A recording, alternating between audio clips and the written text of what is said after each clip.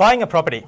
Buying a property can be very exciting, but at the same time, it can be very scary as well, because you never know whether you made a right decision or not. So it's a bit of so many things out of your control, and it's a bit of a gamble sometimes and a bit of a risk and return. So Usher Perera is an accountant, real estate and property expert. He's going to talk about solutions to all these problems. Thank you very much, Usher, coming to the studio. Good morning, Pooja. Not a problem, pleasure. Good morning, everyone. Okay, so before we get into all the nitty-gritty of real estate, so many viewers ask us, as a foreigner, Usher, if they want to invest or if they want to buy property, especially in Melbourne, because Melbourne being a most livable city in the world, all eyes on Melbourne at the moment. So many viewers ask us, okay, as a foreigner, if they want to buy a property in Melbourne, what do they do? What are the steps? All right, first of all, they have to, if they're coming in as a foreign resident, so they're not Australian citizens or Australian residents who are living overseas. If they're coming into Australia as just a sole investor, so your country of living is overseas, let's say Sri Lanka or wherever, and if they're coming in, they have to get a FIRB approval, so which is Foreign Investment Review Board, so which is board set up by the Australian government to monitor people who actually invest into Australia. And they have a little bit tightened the laws recently. So basically making it people can just buy sort of brand new properties. So that's... So if you want to buy an existing property, let's say a 20-year-old house, would that be difficult or is that no? It's no longer possible. No, it's not possible anymore. It used to be people could buy existing properties and probably do developments in there, but now they have tightened the laws. So they've said no, because there was an influx of Chinese investors coming into Australia, especially investing in Sydney, Melbourne, Brisbane, the major cities which are growing, and they've put a restriction on it. So asking people just to buy brand new properties or apartments or complex developments. Yeah. Is that pretty straightforward process as a foreign investor? You just fill out some forms and you send that to the authority and they'll give you the permission back, or is that a bit of a visa, you never know whether you're going to get it or not? No, you will certainly get it, because it's just a matter of going through a conveyance or a legal advice if you have one. Over here? Yes, over in Australia, you can either select a mortgage broker or a legal conveyancer who can actually handle that. And there's a process involved in it, so you basically fill out all your personal information and then submit it with the FIRB, which actually currently costs about $5,000 to have that process done. Okay. Yeah. Is there any minimum amount that you have to spend, or you can buy any property? Does that have to be over $200,000? Is there any a limit on it? No, there's no such limit on it. Okay. All right. So coming back to if you're probably living in Melbourne or living in Australia, so if you want to buy a property in Melbourne or any part of Australia, right, let's focus on Melbourne, right? So where, looking at last probably 5 years, growth factor, so what your advice on a home buyer? Let's say someone want to leave, someone to buy a house to live, or as an investment property. So which suburbs are the red hot suburbs at the moment to buy? Okay, see, historically, Australian property market has been doubling every 10 years. And then sometimes it's even shorter periods of time. For the last probably 100 years, it's been happening throughout. So there's a lot of opportunity when it comes to real estate growth. And then Australia has a high population growth as well. So because of that, there's a big demand. As you said prior, Melbourne has been the most livable city within the last 10 years, maybe about 5, 6, 7 times. So there's a massive influx of people actually moving into Melbourne. Same applies in Sydney as well as in Brisbane as well. But Melbourne, there's a big demand as it's being the most livable city. So if you can cater, look for an area where more in the metro Melbourne, so that's where the highest growth has been possible. So where if you look at regional cities, the growth has been just probably about 2% or 3% per annum. And where in a metro Melbourne city, so as you can see, there's sometimes there's even 20% growth. So average of about 7 to 10% growth in a metro Melbourne city. So metro Melbourne suburb. So that's where you should be looking at. Or if you are investing into Sydney, there's definitely a big market, but the prices are much more dearer, much more expensive than Melbourne. And of course, Brisbane is a little bit lower than Sydney and Melbourne. But certainly there's opportunities in the metro suburbs. Area. Yes. So when you said metro, like, let's say, for example, if you take Melbourne as example, like probably 50 kilometers around within Melbourne, any suburbs guaranteed to be successful. That's right. But mainly if you're looking at Melbourne, you probably should be looking at the southeastern corridor. That's where the highest growth is, where more greenery as well as more infrastructure is in place. So Australian government has been placing a lot of concentration towards growth of that corridor, trying to connect between now Cranbourne and Pakenham. So there's a big market in that where Clyde North, Clyde and property prices are skyrocketing high. And then still there's a lot of farmland which will eventually get subdivided according to the precinct plan.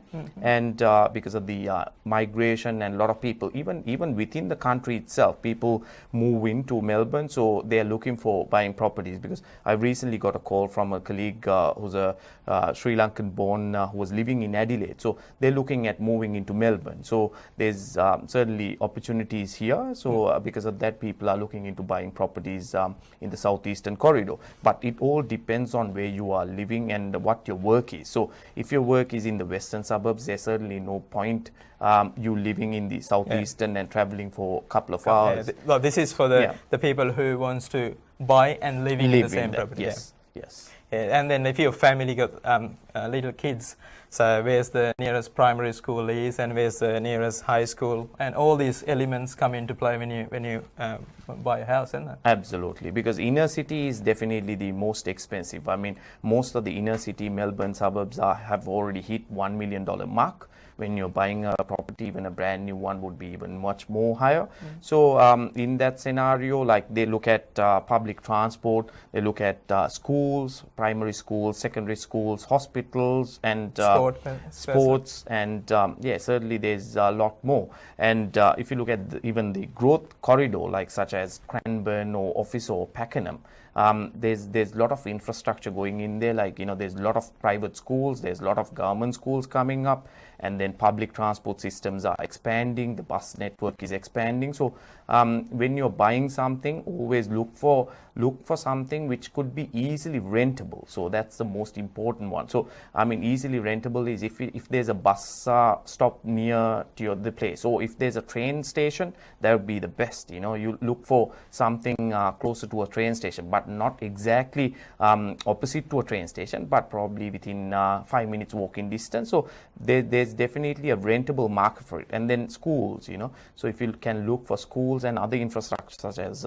swimming pools or even sports complexes, and much closer they are, certainly there's going to be much more rental value as well as appreciation of your property.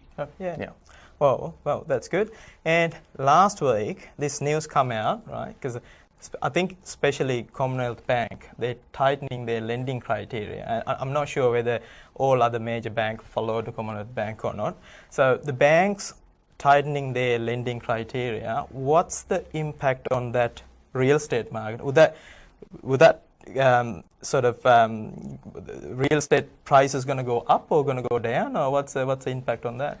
See, it might hold on for a little bit, but certainly there's been an increase in the interest rates. Even though the RBA interest rates has been going down, the banks has been tightening screws a little bit. There's certainly an influx of investors who's actually buying properties in the southeastern corridor as well as all around Melbourne. So, but we have gone through a GFC, like global financial crisis.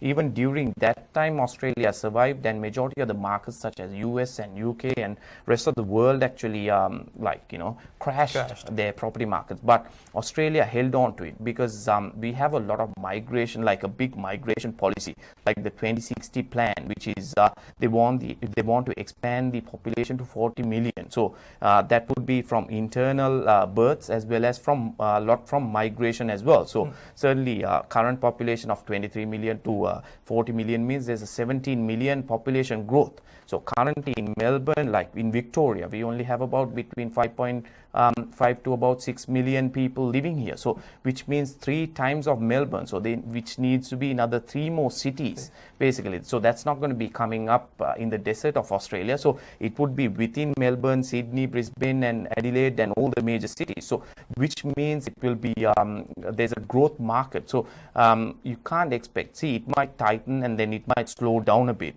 The growth, they're probably trying to slow down, the massive, because sometimes some of these suburbs have been growing so fast where the property prices have doubled within a couple of years. Right? And if you look at Cranbourne, I was actually having a chat with one of my friend's uncles, and he was mentioning he bought his property up in Cranbourne in 1996 for 95,000. That is a brand new property for 900 square meter block.